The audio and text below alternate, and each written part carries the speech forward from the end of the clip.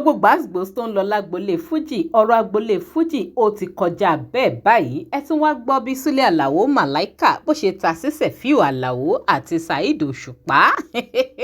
ó ní àwọn méjèèjì wọn mọ jojo ó ní bó lèyàn ṣe wà bó lolórin yóò ṣe wà tí ó mọ kọrin sétí aráyé táwọn èèyàn ó mọ jó tán mọ dunnú tán mọ mìíràn tán mọ dansia ṣùgbọ́n tó ṣe pé ẹni tó ń kọrin ò ní lè jókòó kárakára kóun fúnra ẹ̀ dansia gidi kára rẹ̀ gbọ̀n dànù kára rẹ̀ fúyẹ́ sórin tó ń kọ Màláíkà ni tí ìbá ṣe pé bóyá irú olórin yẹn nǹkan ń dààmú ẹ̀ lọ́pọlọ pé àbíbò olórin ó ṣe wà tí ó kàn dúró yóò kàn ṣáà dúró bíi sìgìdì bíi èrè tí ò ní lè jó sórin tóun fúnra ẹ̀ ń kọ pé àbí ṣé kò mọ̀ pé orin tóun kọ ó ń dùn ni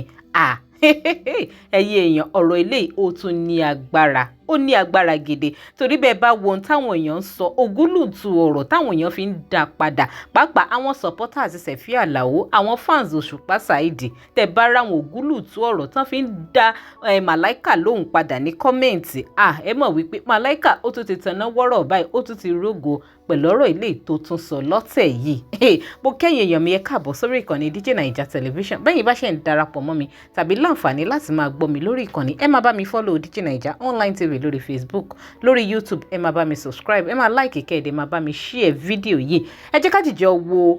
fídíò ká gbọ́ nǹkan tí Súlé Àlàó Màláíkà bó ṣe fohùn lẹ̀ bó ṣe sọ̀kò ọ̀rọ̀ ránṣẹ́ tí Sefiu Àlàó àti Saheed Òṣùpá lórí pé wọn mọ jójó wọn kàn máa ń dúró bíi sìgìdì tó bá ń kọrin ni kẹ́ẹ̀dẹ̀ máa bá mi fèrò tiyín sí kọ́mẹ́ǹtì wọ́n padà bọ̀ káwá lówó táwọn èèyàn sọ lábẹ́ comment section.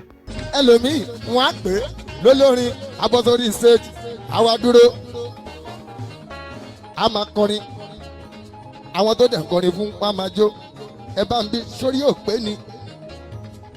ìwọ tó ń lùlù ṣe kò dùn mú ẹni òun láti jó oṣù lè mọ́nà mi ẹlòmíì movement yẹn lásán òun ló ní ìfẹ́ sí o kì í ṣe kó o máa pèdè kó o máa pọ́nfọ́ bí ogún ǹde Àlàó máa ní màá náà wí o máa dé máa bàtà ni mọ́ ìwọ náà wàá túraká wà jẹ́ kọ́ mọ̀ pé gbàjẹ́ kọ́ mọ̀ pé ń dùn mú ẹ Sulemana Ìbàdàn náà dẹ́kunlé àbí tùǹgbà Sulemana mi wọ́n ní lára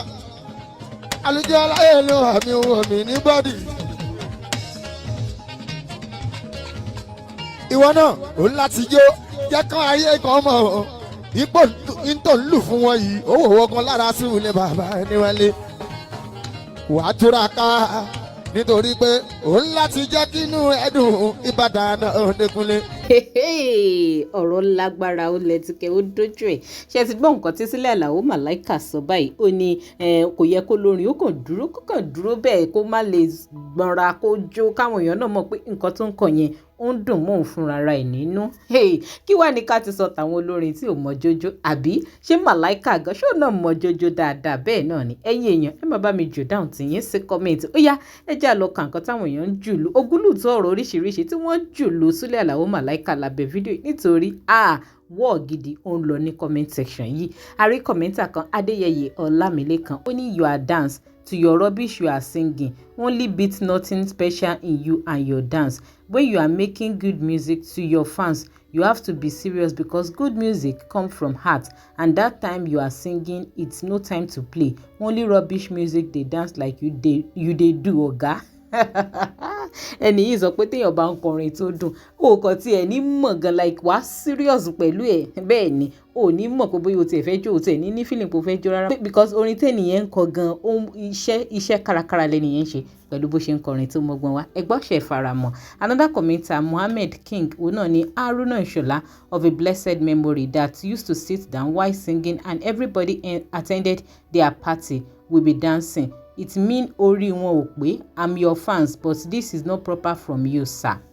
ẹni sọ pé fáànù Màláíkà lòun bọ̀ nǹkan tó sọ yìí òun ò láìkẹ́ nítorí àwọn bíi bàbá Haruna Ìṣọ̀lá nígbà náà lọ́hùn tó tó máa ń kọrin àwọn yẹn á máa dansia àdáwọn yẹn dẹ̀ ṣe láìkí wọn gbà tí wọ́n fẹ́ tí wọ́n pé ṣé ijó jíjó ló máa ń mú olórin qualify gẹ́gẹ́ bí olórin tó dáńtọ́ ni. ẹ máa bá mi jù dáhùn yín sí kọ́mẹ́ǹtì. àtúnrí another commenter Adéníyì Ìbíọdún òun náà ní ijó dìndìnrìn wo ló ń jó ijó tí kò bá ìlú mu ṣé ìyẹn ni wọ́n ń pè ní jó ijó tí Pasuma bá jó gbogbo ẹ̀ ló máa ń bá lò mọ́ ẹ̀bùn ní ijó jíjó nígbà tí Wasiu Àyìndé ò kí ń jó ṣé o wá lówó ju Wasiu Àyìndé lọ ni. ọ̀rọ̀ rẹ o ọ̀rọ̀ lẹ tún gbọ́ yìí tí Adéníyì Abíọ́dún tóun náà tún sọ wípé ok Pasuma ijó tí Pasuma bá ń jó everybody ló mọ̀ pé Paso tiẹ̀ mọ jójó ìyẹn wọn tiẹ̀ lè contend rárá lágbolé fújì Paso lọ̀pọ̀ sì lè mú pé ó mọ jójójú àmọ́ síbẹ̀síbẹ̀ àwọn tí ò kì í jó bí Wàsíù Àyìndé bí Òṣùpá ẹjọ́ ṣé wọ́n wá lówó lọ́wọ́ ni àbí ó ní agbára. Another commenter Ọlánrewájú òun náà ni so na king you dey talk àbí don't start what you can't finish okay. ṣẹ̀rí àwọn fans Òṣùpá lélẹ́yìí wọ́n ti ń wọ̀n Màláíkà pé kó má bẹ̀rẹ̀ nǹkan tí ò ní lè parí o. Oyèlékè Táíwò náà ní kí ni ń wí okay o Kúnlé Bamlak ni don't start what you cannot finish this boy.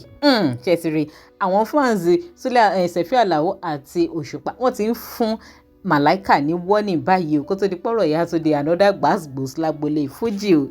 ọ̀rọ̀ ìlágbára o. Another commenter Amájàsọ́lá Skin Yellow òun náà ni no sense in this na are you saying that you know how to dance with all this your offbeat dance dey play okay o wọ́n ní offbeat gan ni màláfúnra ẹ̀ gan ń jó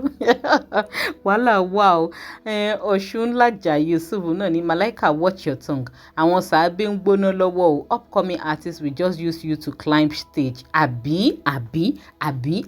ilé ìlágbára wọ́n ti ń kìlọ̀ fún Màlá báyìí o wọ́n ń kìlọ̀ fún Màláíkà báyìí o ẹ̀yin fans Màláíkà ẹ tètè pé Màláíkà o. Okay o Ajíbádé Fẹ́mi náà ni no wonder your music never reach Apple Music nor even TikTok. Oko ọ̀rọ̀ lélẹ́yìí o wọ́n ní abájọ tó rin Sílẹ̀ Àlàó Màláíkà kò ever dé Apple Music tàbí kó tiẹ̀ dé TikTok gan wọ́n ní TikTok ńlẹ̀ńlẹ̀ bí orin Màlágùn òde TikTok ọ̀rọ̀ yìí ó lágbára.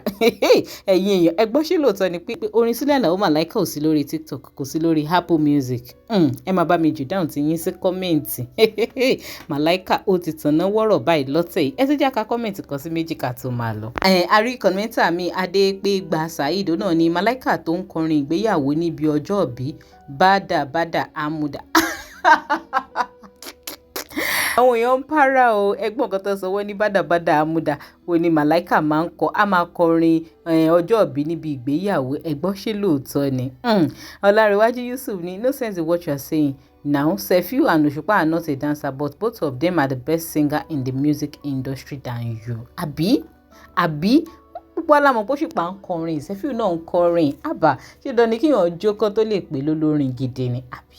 ọ̀gá o. Abdulhafiz náà ni if Òṣùpá come for you you will learn the hard way. àbí o. Another commenter Kẹ́hìndé Ọláwọlé òun náà ni apart from ìgbà kan I never see any better lyrics from Màláíkà. so